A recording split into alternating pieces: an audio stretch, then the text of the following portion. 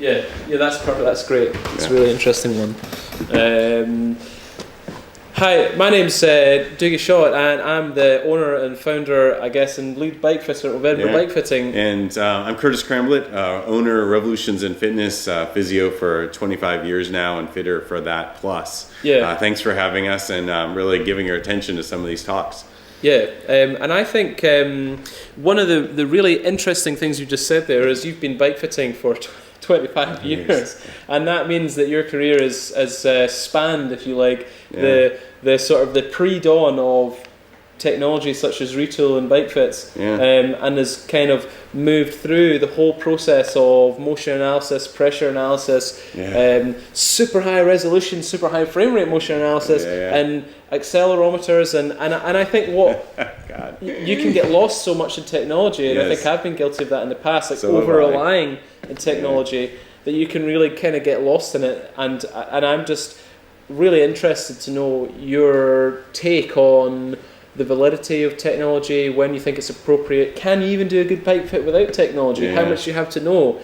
You know, all of these things. I don't know if you can tell us more. I think some of this comes back to your experience with your physician. Yeah. You know, so a physician will do a detailed evaluation to have a conversation with you about your past medical history, about what are your goals and what do you need out of this bike fit or out of this this interview with the doc. And then they'll go into, okay, now let me do a musculoskeletal evaluation, or check your heart, or check your blood pressure. So they collect a lot of data, not just an MRI and not just a CBC blood panel. They don't just use technology, but there's lots of pieces of data, and then they figure out what data do they want to focus on. And from there they go, well, these 3 pieces of data tell me where I should go with you. It's not just, I'm going to look at my retool data, I'm going to look at my pressure map data, and that's going to tell me what to do. You need to be able to put it together like a puzzle, and to be able to make intelligent decisions based upon what does the client really want. Do they want a faster TT, or do they want to be able to ride with their kids? So technology is an important piece for me to be able to get objective information, not just rely on my gut. But technology is just one of those pieces for me. I'm going to use my eyes, I'm going to use my hands, mostly I'm going to use my ears, you know, and I'm going to use my head, what's between my ears.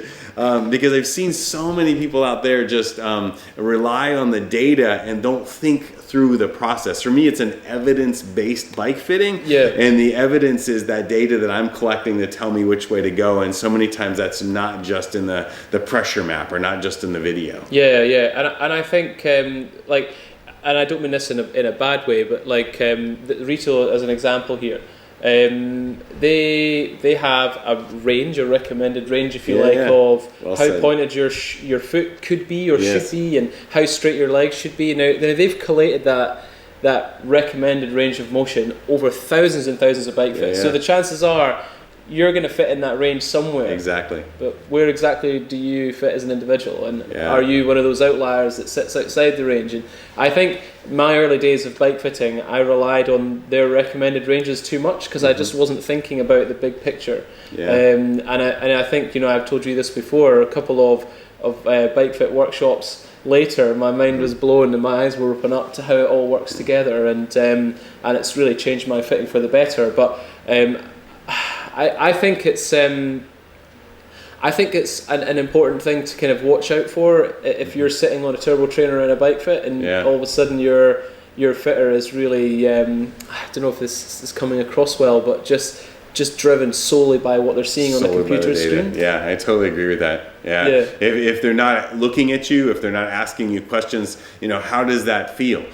Did that increase or decrease your discomfort? Versus the numbers tell me that you're in the right position. The numbers should not drive the fit. The numbers should be one piece of data to inform the fit. And as you just said, even when you're using numbers well, it is a range based upon your flexibility and your goals. So where do you as an individual fit inside of that normative range? Are you at the high end or the low end? And that's got to come from a lot of information about what your goals are and your medical history is. I think, I mean, like, conversely, if we're talking about technology in a good way, another example from retail in a good light would be, I tend to find sometimes if I'm looking at the horizontal distances between someone's sort of like lateral head of the femur and just their wrist landmarks. Right. You know, the bike is symmetrical. Yeah, so the saddle's in the middle, and both hoods are the exact equal distance away from the middle of the saddle, if you like, horizontally. But all of a sudden, I can put someone through a left-right retool, and you know, despite me thinking they looked a little bit squint, it's like maybe 40 millimeters further forward on the right side, and and then I'm like, well, now my eyes are really opened up to the scope of the problem. And I think if we just pause it there, but keep it rolling. Yeah. And I think that being just having that information in front of me can, as I said, almost open my eyes up to the scale of an issue, and then it just informs me to go, right, maybe I need to look deeper into, you know, maybe someone's flexibility in their pelvis, or do they have a problem here that I wasn't seeing before? And I think for me that's the true beauty of technology, is when you can get it working with all your other skill sets. Yeah, it gives you an objective data point that sometimes your eyes don't see, or your lies inside of your brain, your confirmation bias tells you something else is going on. Yeah, I get that a lot when I'm convinced looking at someone I can sometimes accidentally let a fit go a little bit too far before I take some real data, and then I'm like, oh shit. I need to go back to the drawing board. But I think if you're willing to open your eyes to that, then you know that can only help. If you're willing to go. But I think one thing that I would just like to ask you, and I know we're tight for time, is you know, where do you see the future in technology? Do you see it developing further? Or do you I think technology, more and more motion capture happening on the bike while people are out riding. I think more and more motion capture with what people already have at home, Xbox and some of the cameras that are happening there. Leomo is interesting. Oops, sorry about that.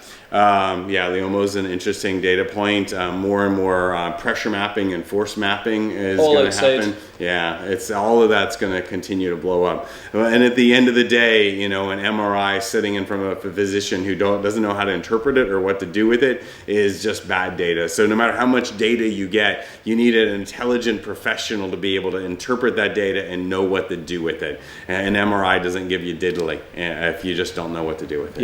Yeah. And that's would be a good place to finish there. Perfect. Yeah. Okay, we both got to run. Yeah. Nice one. I'll pause that there. Great.